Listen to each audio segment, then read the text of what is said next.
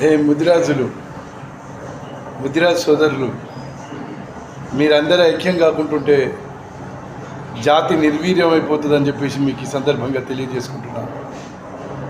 మనం చరిత్రలో రాజ్యాలు వెళ్ళినటువంటి రాజులం, చక్రవర్తులం. బిచ్చమడుకోవడానికి మీకు సిగ్గు లేదా అని చెప్పేసి అని అడుగుతున్నాను నేను.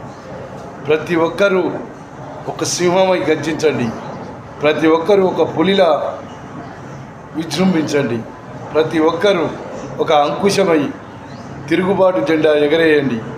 బీసీడీ నుంచి ఏకు చేసేంతవరకు ఉధృత పోరాటం చేయాలని చెప్పేసి ఈ సందర్భంగా తెలియజేసుకుంటున్నాను.